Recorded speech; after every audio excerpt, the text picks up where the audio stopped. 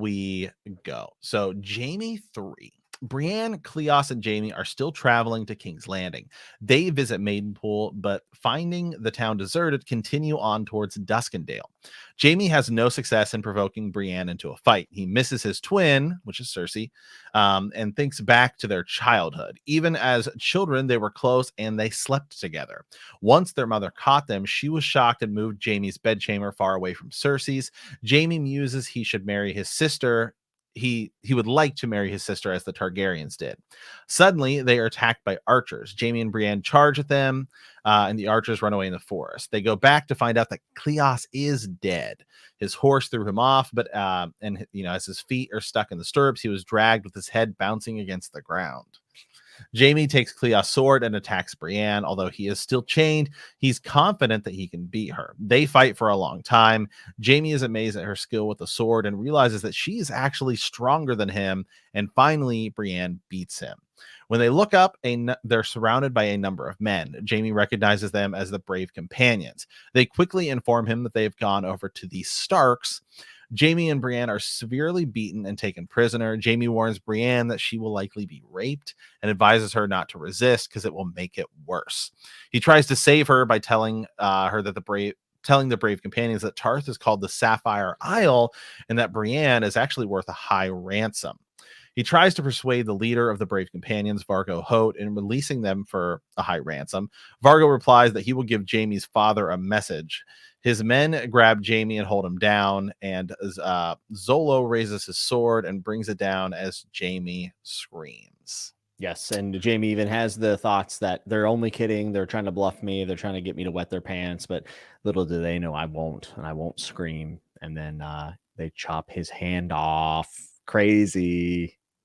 Yeah, and there's a ton to break down in today's episode. And like I said earlier, I actually have something that I want to pull up as well, which is actually a Bran chapter.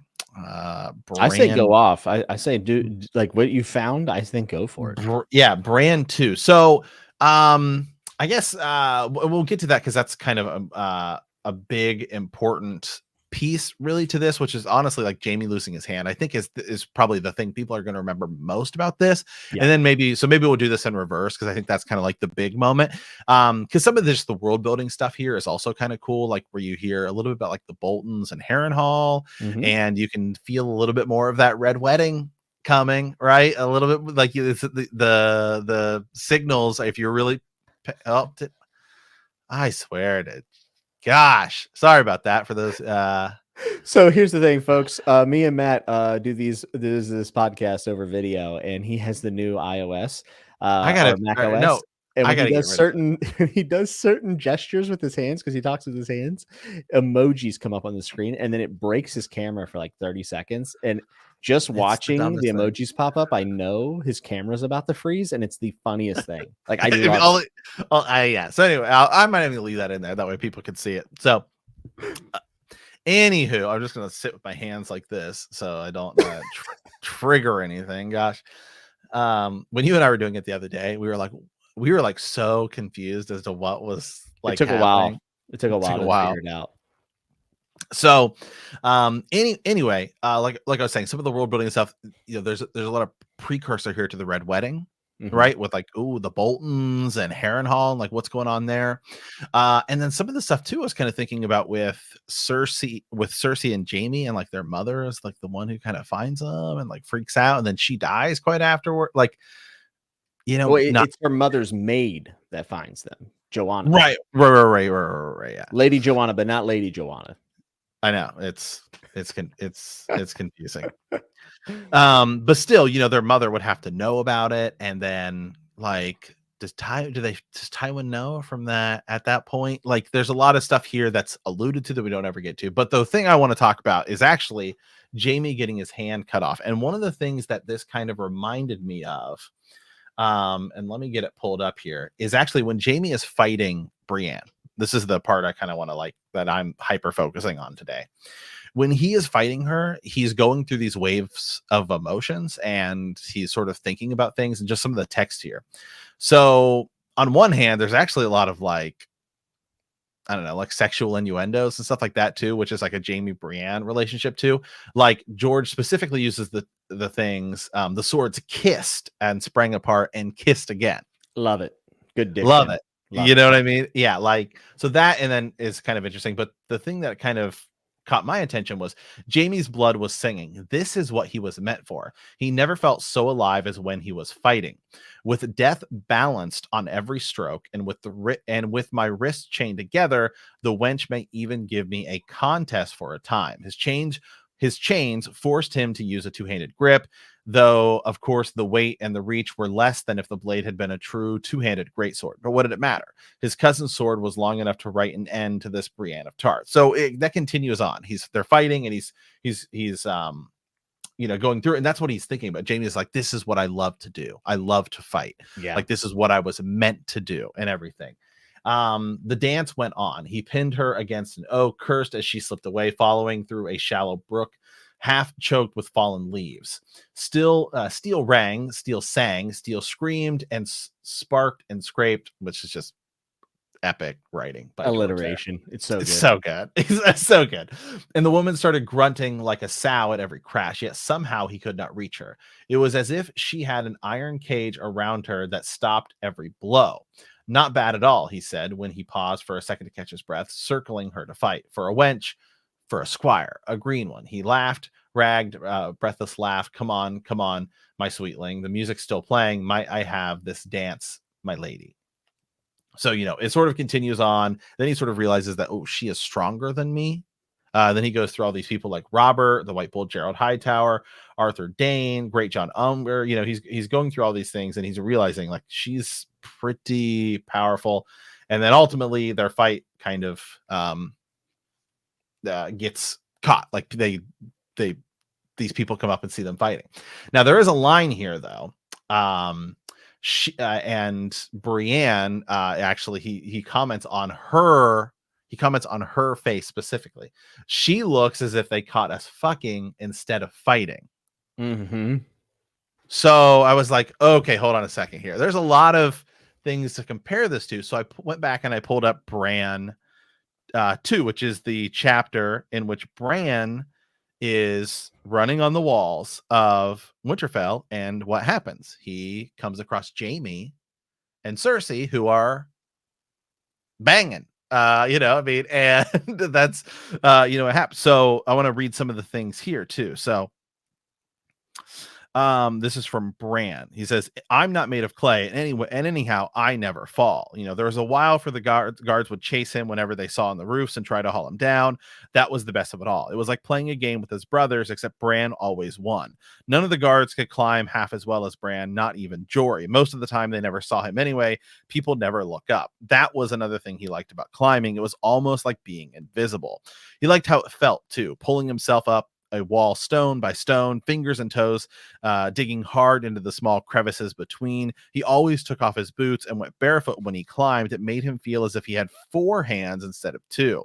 He liked the deep sweat ache and it left in the muscles afterward. He liked the way the air tasted up high, sweet and cold as a winter peach. He liked the birds, the crows in the broken tower, the tiny sparrows that nestled in cracks between the stones, the ancient owl that slept in the dusty loft above the old armory.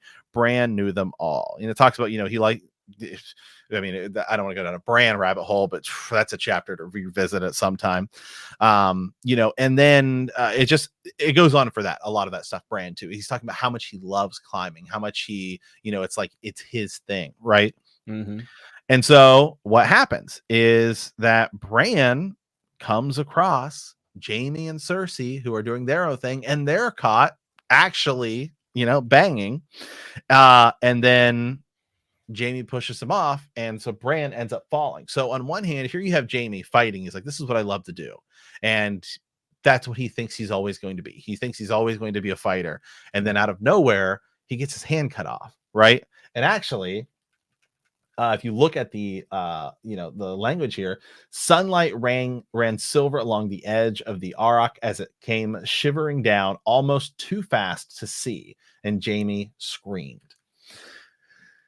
So in a way, like it's the same thing that happens to Bran. It happens out of nowhere, right? I mean, Bran is doing like there's if you're reading that for the first time or watching that, that's what I think made Game of Thrones like the show so I mean, it's got that amazing hook at the end of the first episode, which is that end of that Bran chapter. It's like, oh my god, that kid just got shoved out of a window. Like Yeah. you're not expecting that at all. Say, you know, the same thing with the chapter, and another thing here too with Jaime. And it's just so interesting how well those chapters sort of parallel each other. I mean, I think I mean, George could have just been writing this and it happens to be similar. But obviously, you look at that connection of like Bran and Jaime, where, you know, I mean, Bran's story starts really because of Jaime. I think he wrote it with intent and purpose. Oh, it definitely could be. And let's be clear, Jaime becomes a sympathetic character. A lot of it's based on this, right? We've been given the backstory with Ares now from his perspective, right? But he's still treating Brienne so poorly. And then he gets his hand chopped off. And that puts him at a disadvantage. That takes away the thing he was really great at that we know he loved and always wanted to do, which Bran loved to climb. Bran always wanted to be a climber. He wanted to be a knight. And then he had it all taken away from him. And Jaime, you know, wants to continue to be a knight, right? He wants to continue fighting. He just wants to be with Cersei. And now his hand is cut off. And this will change his entire trajectory. And it's super important to the character arc to make him seem a little bit more sympathetic for us as the reader, who should disdain him for shoving a child out of a window. Without this moment, I don't know if his redemption would be as successful as it is in the later books. Agreed. Yeah, 100% agreed. And it's not only the fact that he loses his hand, but it happens out of nowhere. And I actually I much prefer the way it happens in the book compared to the show. Agreed. And I'm trying to pull it up here real quick because the guy who does it in the show is like a show only character, and then that guy ends up going to the Night's Watch, remember? And then he's trying to like kill Jon Snow because he's like working for the Boltons. And I think his name might actually be like Rourke or something. I can't remember the show. I think I'm pretty sure that's his name. It's a show only character that does it. They couldn't get a Dothraki, I guess.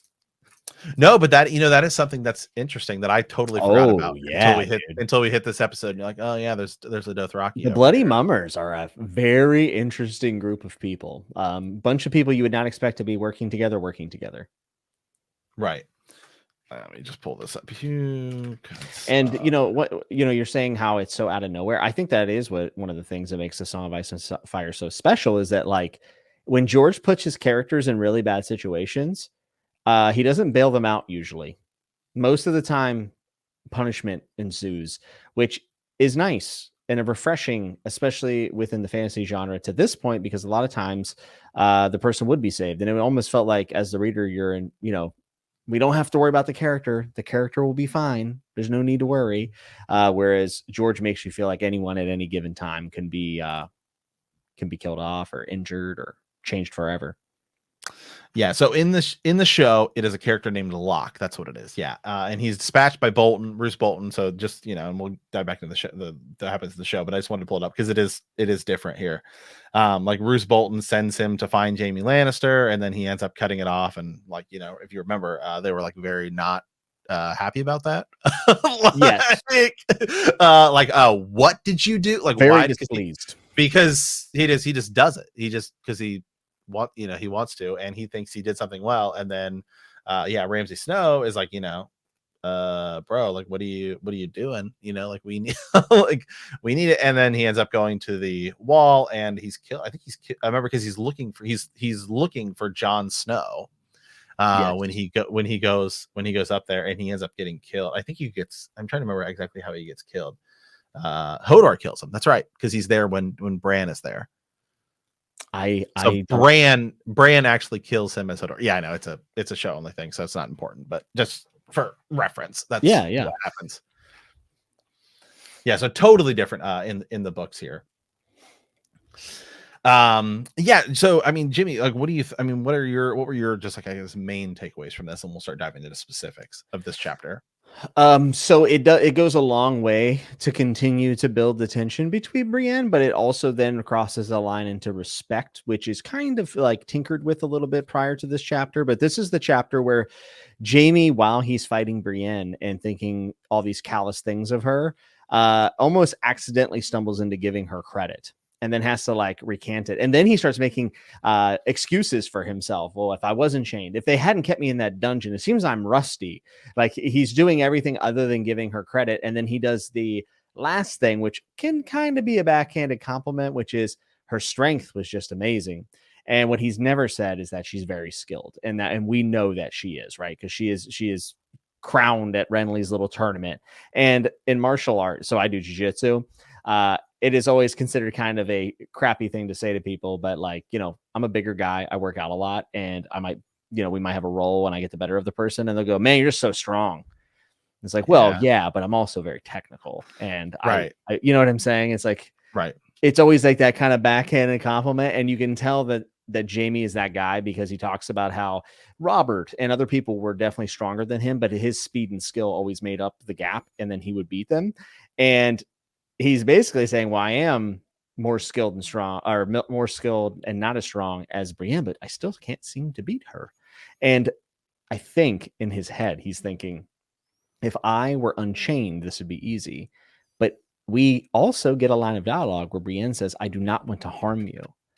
So Brienne is not fighting He's her holding back hardest. too. Yes. And that's what makes this fight interesting, is that both are showing restraint for different reasons, of course. And then he hits her with the line, do you want to break your oath like me? And then she just falls into the water. And it's like, oh, beautiful. Yeah. I mean, I will say that I don't believe that Brienne of Tarth at this moment could take Jaime Lannister at full strength. I think it'd be a good fight. I think it'd be closer than people. I think it would be closer than people think, and certainly closer than what Jaime thinks. But I mean, I have a hard time saying Jaime would lose to almost anyone other than Arthur Dayne or Barristan. Yeah, or Sir Criston Cole, maybe. I don't know about that, but I think Jaime would wreck Criston Cole. I don't. You think? Yeah, I don't think it'd be close. I don't think Criston Cole's that good. I think he's overrated. I think he's the Justin Herbert of the he's had to come for Justin. Well, I just do something. Prove it. Something. I just traded for him in my Madden franchise. Madden. I mean, he's great on Madden. Yeah, exactly. Yeah. But yeah. So I don't know. I feel like Jaime would probably wreck her. I think it'd be pretty close. I think because Loras is very good as well, and she beat Loras pretty convincingly. Yeah, and she is huge. I mean, she's Sir Dunk's ancestor. Come on now, it's in her blood. That's true. That's true. But he might have also been like, I guess part of that fight too. You have to think, does Loras? I mean, I think a lot of people underestimate her because they think, oh, definitely, there's no way I'm going to lose to a woman. If you went into that fight being like, she's deadly, and I have to give her like my 100%. Yeah, I mean, I'm not saying Brienne sucks. I mean, obviously she's really good, but I mean, when you're talking about like the pinnacle of the, I mean, they're probably at this point the two best, alive in Westeros.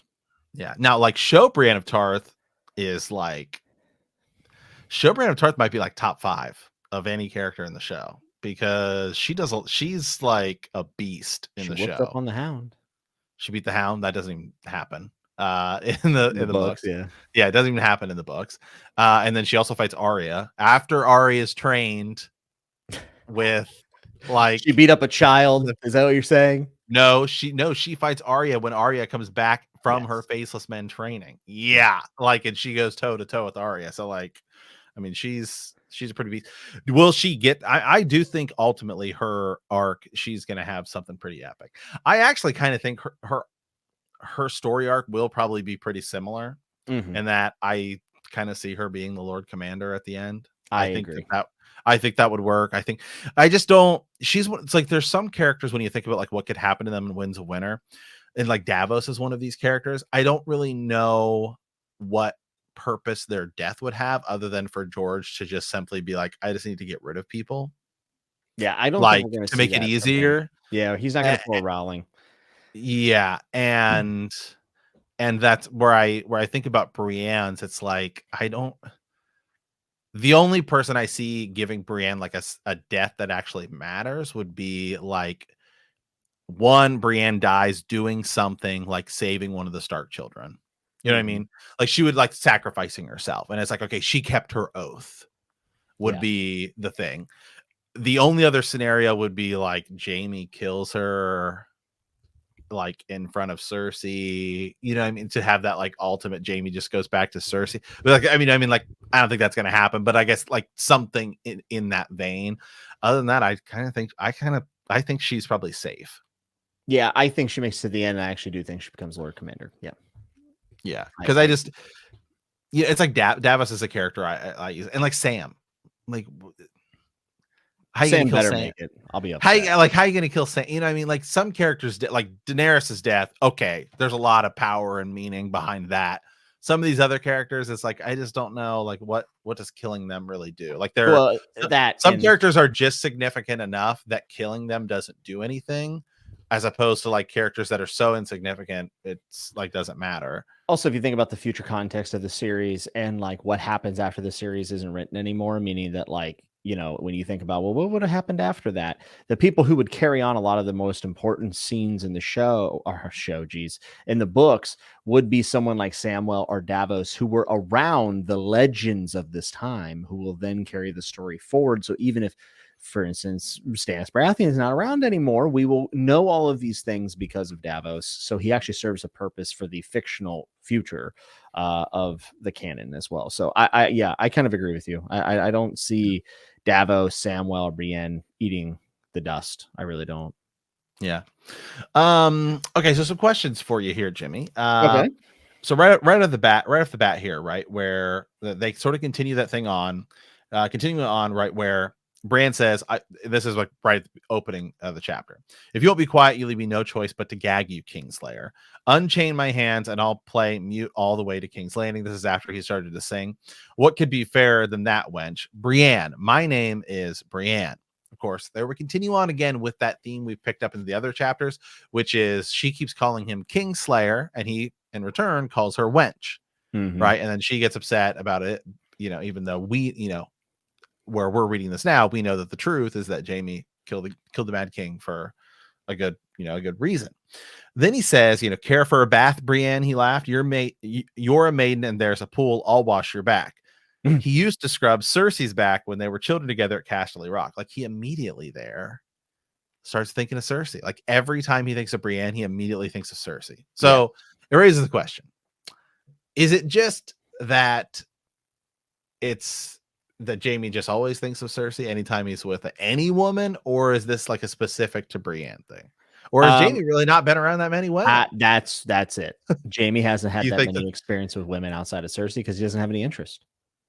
yeah. So you And think he's a that might like Kingsguard, so he's not supposed to be around women, and he doesn't go to the brothels. He doesn't do the things his brother does. So I think it's been limited interaction based on like, why would I interact with other women whenever I'm happy with what I have? And there's no yeah. expectation socially for me to do so because I'm sworn to celibacy. So So okay, so you think like Brienne might just be the only other woman he's ever been with in a situation like this? yes, yes. Okay, yeah, I could see that, and I could agree with that.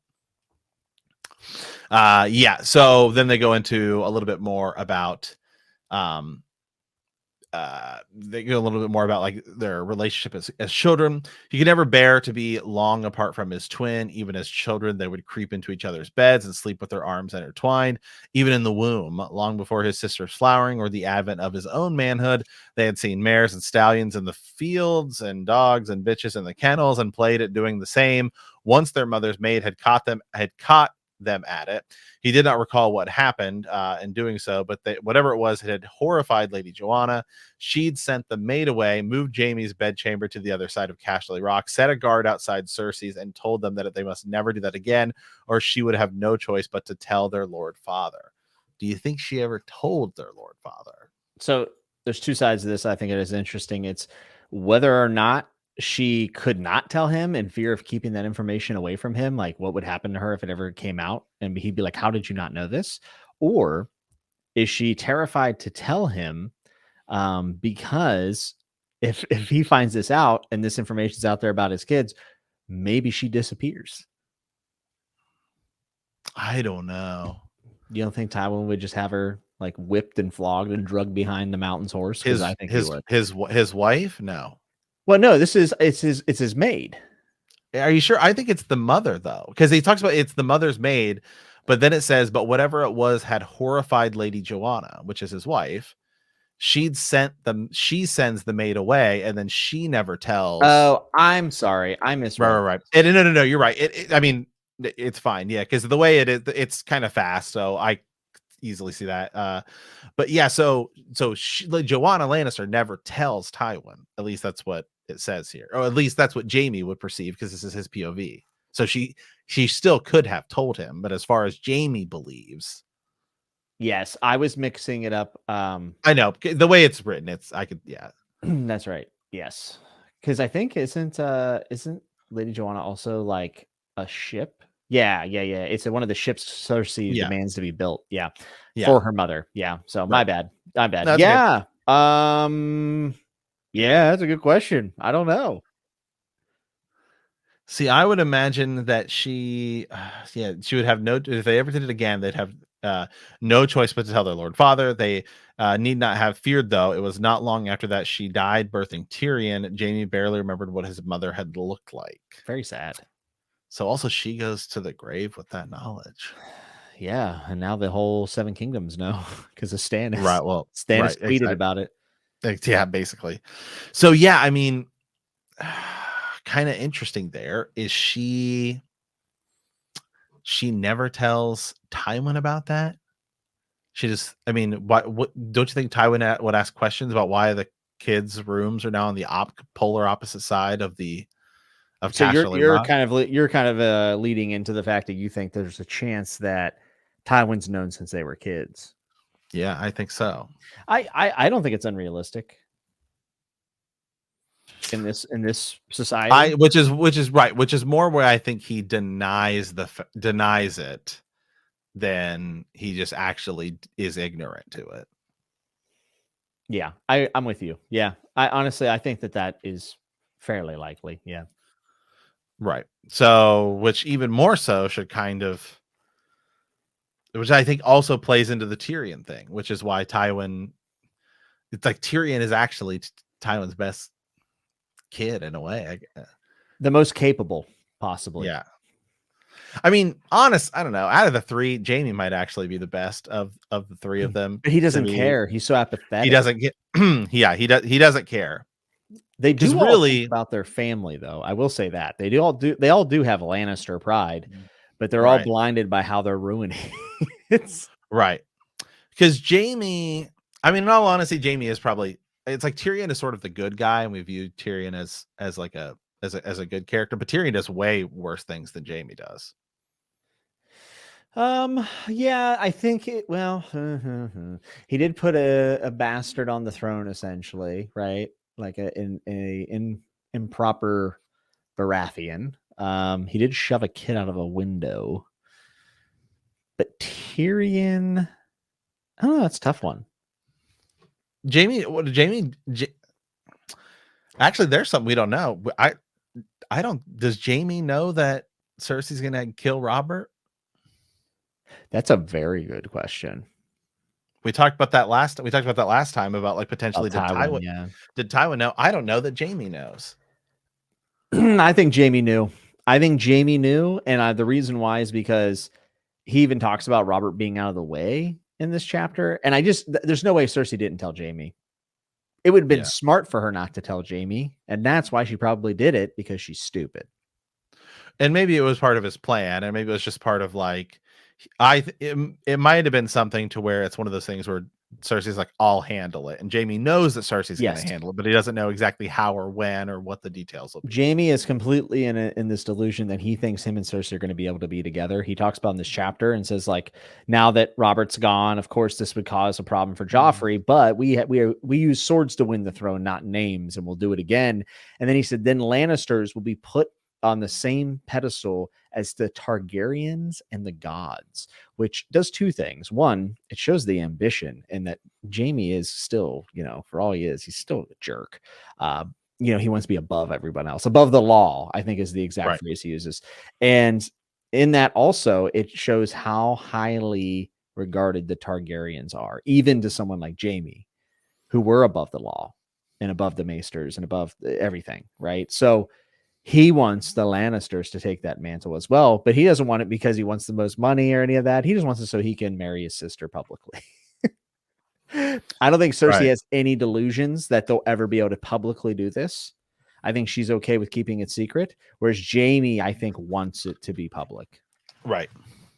And I will give him a little bit of, credit here. Obviously, incest in our world is, gross and wrong. But, to their point, when the Targaryens do it, people are like, okay, well, whatever.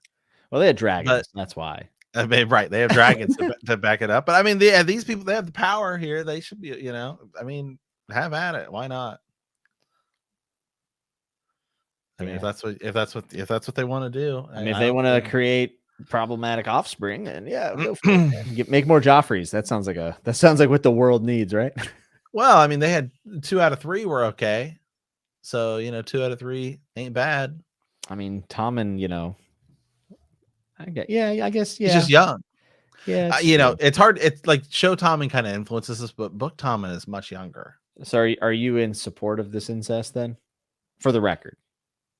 Yes, for the record, I'm in support of it, because if the Targaryens can do it, and when Jon Snow and Daenerys on the boat in the show, everyone's cheering it on. Jaime and Cersei should be allowed to do it. I remember I was in physical therapy whenever that was all going down, and I remember my physical therapist was like, "If Jon and Dany get together, that's like aunt and nephew, right?" And I'm like, "Yeah," and she's like, "I hate it." I was like, you're the only person I've heard to have a problem with it. Not that you're wrong. I just thought it was interesting that for her, she was like, ew. And I'm like, well, what about like Cersei and Jaime? She's like, well, that's different. Well, that's less creepy than. Yeah, I agree. Yeah. Well, it's even less creepy than House of the Dragon with Rhaenyra and Daemon.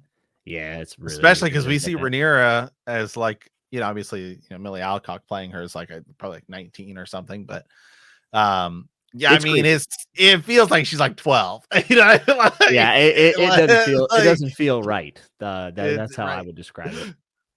Yeah, unsettling. Right, and they're same thing. It's uncle and niece. Win in West Virginia. That's even more. Uncle and niece is way more creepy than brother and sister. It's all creepy. I'm not even gonna make a tier list. Yeah, I'm not doing a tier list here. What's the incest tier ranking here? To give I'm gonna dive in here.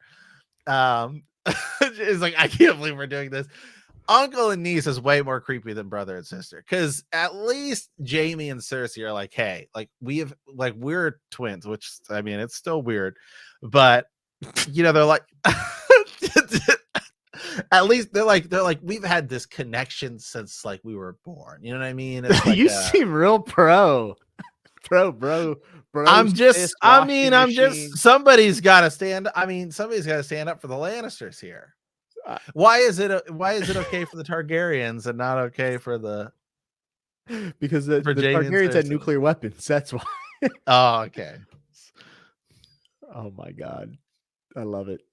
They when the Targaryens get married, it's a joyous occasion. We all have to have hills to die on, and yours just happens to be built upon the love of a brother and a sister.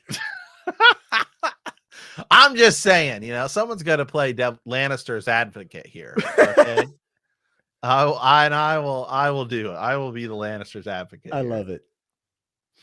So, anywho, as we continue on here. So, like we said, then basically they start fighting, right? Brienne and Jaime start fighting, and we kind of went through quite a little bit of that.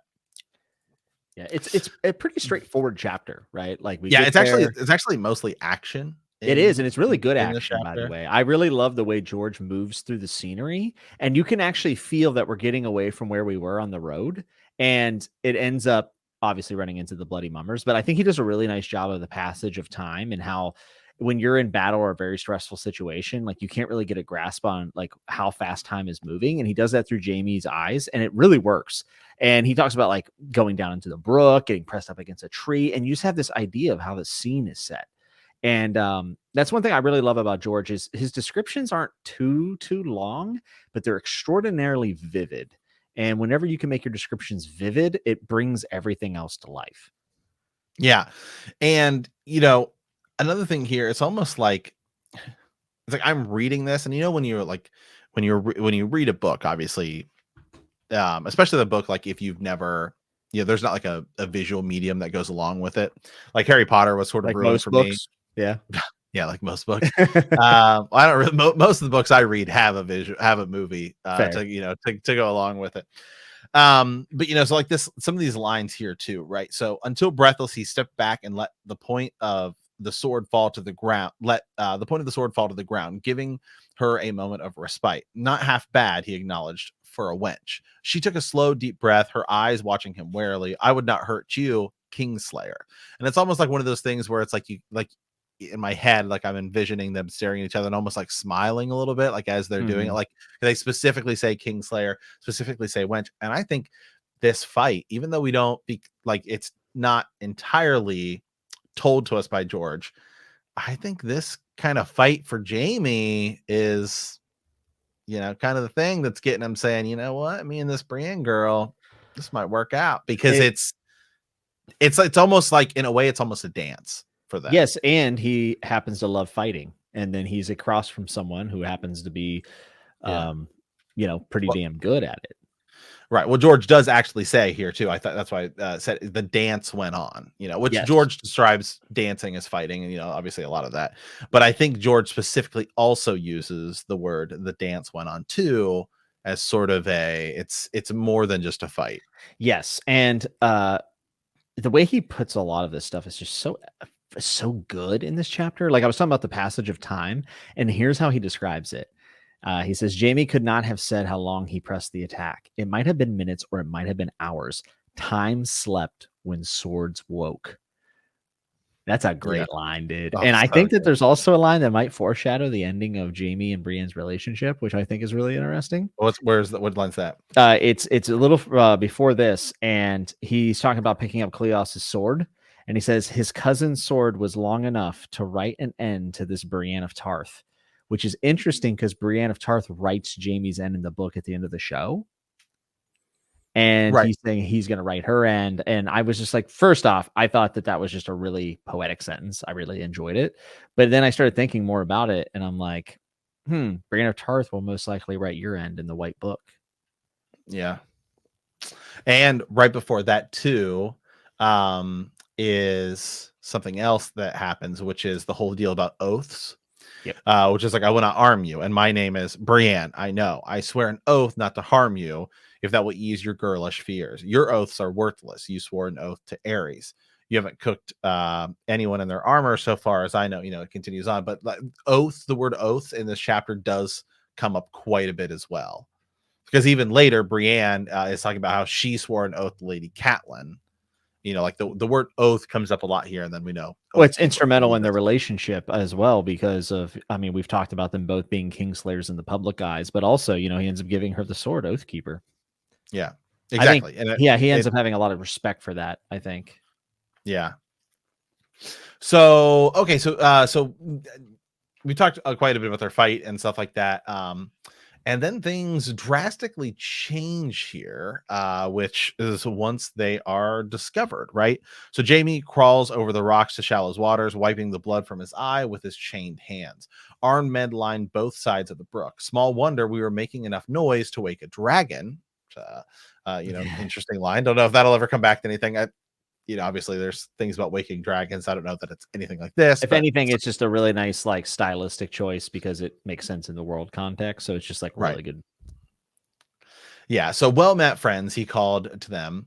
My pardon if I disturb you. You caught me chastising my wife. See, to me, she was doing the chastising.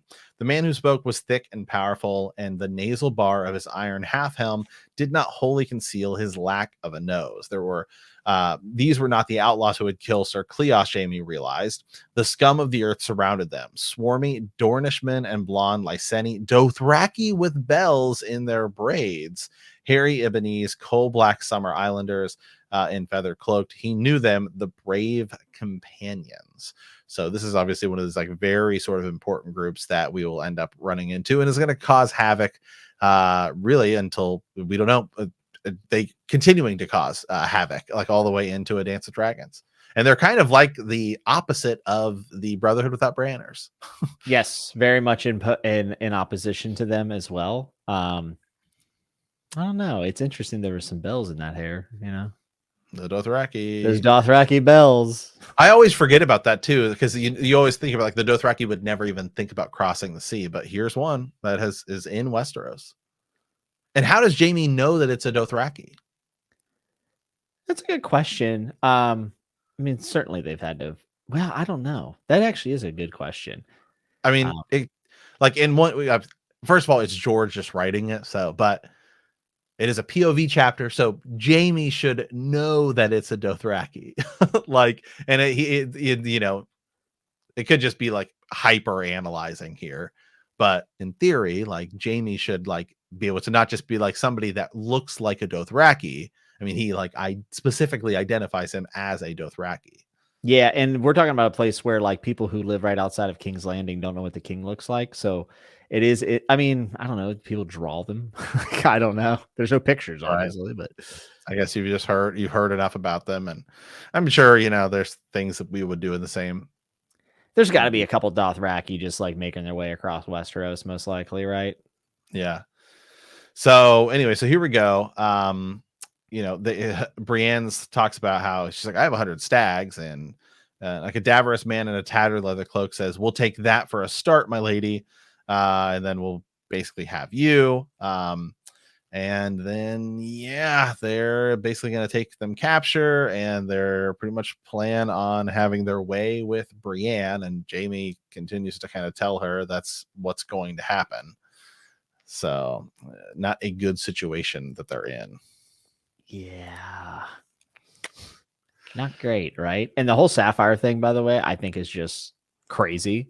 That Jaime would be able to think of that on the fly, and really actually does show how sharp he is. Like, he's definitely capable. He's just too cool for school, you know? Yeah. So as we can kind of continue on here, hey, a Lannister always pays his debts, right? So he's talking about their potential reward. As for the wench, she's highborn and worth a good ransom. The other cocked his head. Is it so? How fortunate. There was something sly about the way that Urswick was smiling that Jaime did not like. You heard me. Where's the goat? A few hours distant, he'll be pleased to see you, I have no doubt. But I would not call him a goat to his face. Lord Vargo grows prickly about his dignity.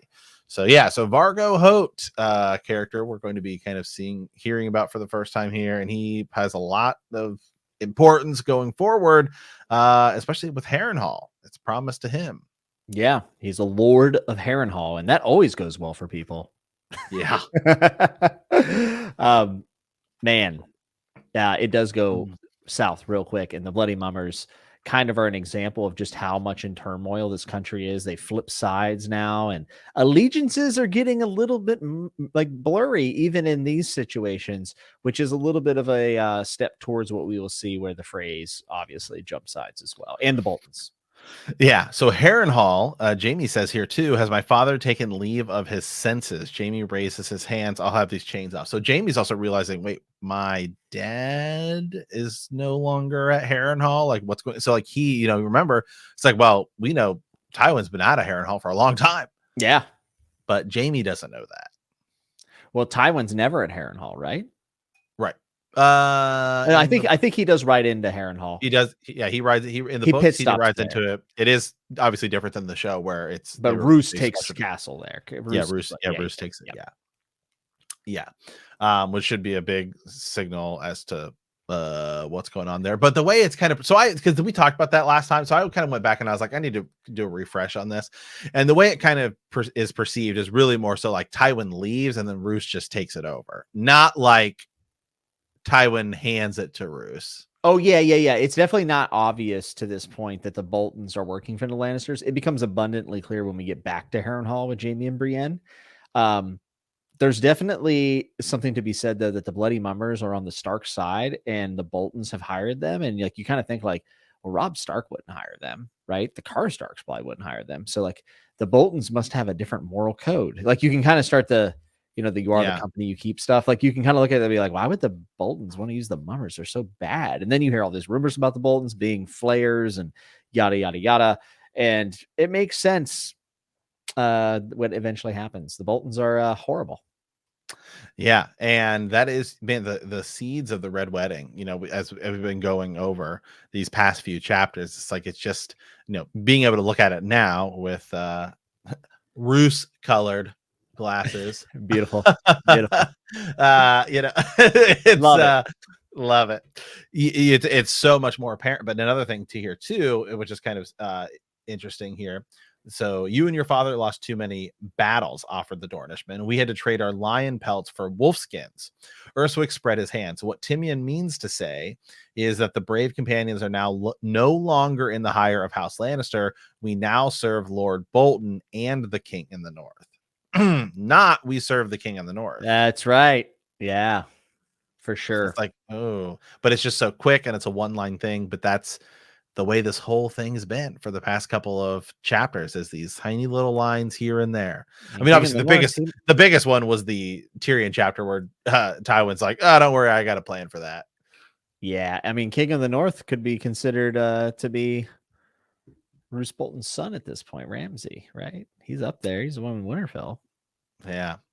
Yeah. So it's all just, you can just hear it. So Brienne continues on here. Lady Catelyn sent us in exchange for captives. He's under my protection. Rourke hits him again, driving the air from his lungs. Brienne dives for her sword. She gets caught, the whole deal. And it basically just kind of continues on here. And we find out that, Jaime tells her, you're probably going to get raped tonight. I don't really know what to tell you. Like, well, there's a good conversation with him wherever he's like, don't fight, it'll be worse. And she's like, what would you do? And he's like, well, I'm not a woman. In his head, he like, I would make them kill me. Right. And he's like, but I'm not a woman. And I think he realizes who he's talking to. And he's like, she's going to fight. So that's where he thinks on his feet and tries to get him to be, get them to see her worth. Yeah. Yeah. It's the whole deal. Obviously it's a terrible situation for them. Yes. And I say Brienne's kind of dumb in this. She's frustrating because Jaime tells a lie and she's like, we're known for blue waters, not for that. And he's like, I'm aware. And she's like, is everything out of your mouth a lie? And he's like, a lie that's saving your life. Like, what? You know what I mean? It's like one of those times you're like, Brienne, just shut up and go with it, please. Yeah. Shout it a little louder, wench. I don't think Urswick heard you. The sooner they know, saying, like, I want to shake her. Honor without intelligence can lead to disaster. And that is exactly what Brienne was heading down if it wouldn't have been for Jaime. Right. The other thing to take away from this too, also, by the way, is as we love to break down the codes of A Song of Ice and Fire, the Sapphire Code, right? Which is that sapphires happen to be something that anytime they appear often lead to lies. Like the color code. Have you ever looked into that? The color codes of A Song of Ice and Fire? I know the Arbor Gold people like some kind of scheme or sapphires is one that's usually dealing with lying, as like mayhaps and stuff like that too. Yeah, but sapphires is definitely one about like lying. Yeah, I've heard of mayhaps as well, but I did not realize that sapphires were part of it. Yep. Huh. Yeah, sapphires is part of it. And here Jaime is trying to tell a lie with, sapphires, being like, oh, it's the Sapphire Island. So as it kind of continues on here, and then the last thing that sort of happens is Urswick comes in, the Fat Doth Urswick shoved him in the back, and a jester in green and pink motley kicked his legs out from under him. When he hit the ground, one of the archers grabbed the chain between Jaime's wrists and used it to yank his arms out in front of him. The fat Dothraki put his knife aside to unsheath a huge curved arc, the wickly sharp scythe sword that the horse lords loved. They mean to scare me. The fool hopped on Jaime's back, giggling as the Dothraki swaggered towards him. The goat wants me to piss my britches and beg for his mercy, but he'll never have that pleasure. So here's Jaime also in a really bad situation, thinking, nah, they're just trying to scare me. Nothing's going wrong. He's a Lannister of Casterly Rock, Lord Commander of the Kingsguard. No sellsword would make him scream. Sunlight ran silver along the edge of the arc as it came shivering down and almost too fast to see, and Jaime screamed. So just like that Bran chapter where Bran thinks, I never fall. Everyone says, oh, Bran, be careful. I never fall. And he didn't fall, to his credit. Bran did not actually fall since he was shoved. Yes. It's kind of the same thing too, which is why I brought that up, because I think they're kind of similar things, and obviously the connection between those two, I think, is something that like really parallels itself here.